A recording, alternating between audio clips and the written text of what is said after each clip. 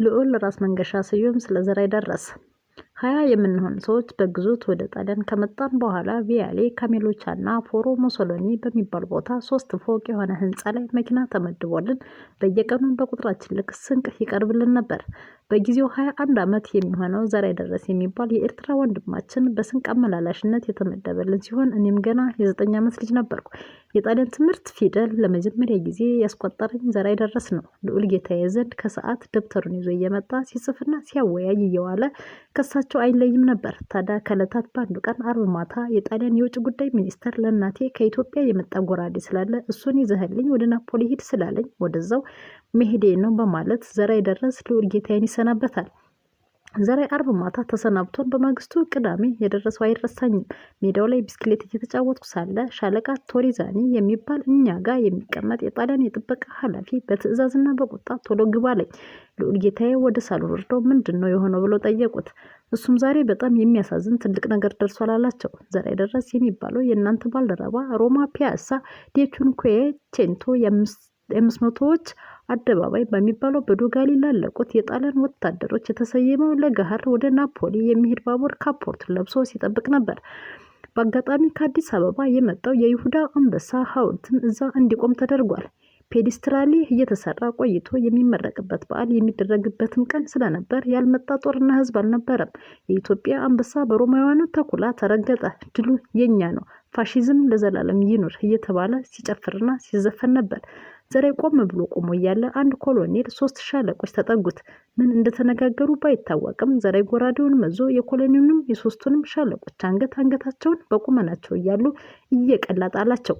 አንበሳው እዛ ቆሞ ቁልቁል እያየ አንድ ጥቁር ጎራዴ ይዞ የሚቀላ ሲገኝ ምድር ቁና ሆነች። ሽሽቱ፣ ትርምሱ፣ ድንጋጤው፣ ቁጣው ቃውቴ ሆነ። እንደምንም ብለው ከሩቁ ጠመንጃ ተኩሰው እግሩን መተውት ወደቀ። በወደቀበት ቦታ ላይ በጥይት የጣለው ሊይዘው ሲመጣ እንደዚሁ እሱንም ይዞ አሰናበተው። በኋላ እንደምንም ብሎ በአሳ መያዣ መረብ ተብትበው ይዘው የአንበሳ ፍርግርግ ብረት በማምጣት እሱ ውስጥ አስገቡት። አሁን ሮማን በሙሉ እየዞሩ አብዶ ነው እንጂ የነጻነት ጥማት አይደለም የሚል ስብከት ለማስተጋባት እየሞከሩ ነው በማለት የጣሊያን የጥበቃ ክፍል ኃላፊ እየዘረዘረ ለአባባ ነገራቸው።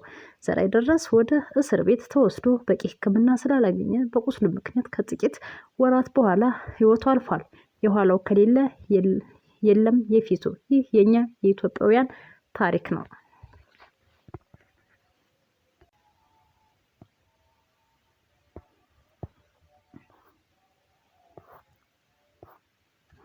የካቲት 12 ቀን 1929 ዓ.ም ሞገስ አስጊዶምና አብርሃም ደቦጭ ግራዚያኒያ ለመግደል ቦምብ የወረወሩበት ዕለት ነበር።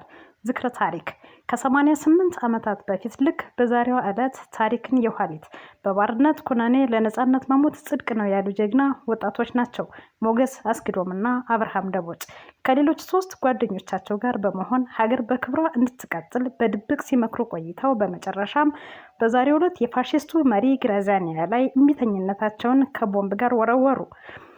በኢትዮጵያ ግራዚያኒያን ጨምሮ የጣሊያን ጦር አመራሮች ጉዳት ደረሰባቸው። ይህን ተከትሎም በግራዚያኒያ የሚመራው የጣሊያን ጦር በወሰደው የአጸፋ እርምጃ ጾታና እድሜ ሳይለይ ኢትዮጵያውያንን ጨፈጨፈ፣ ገደለ፣ አቆሰለ።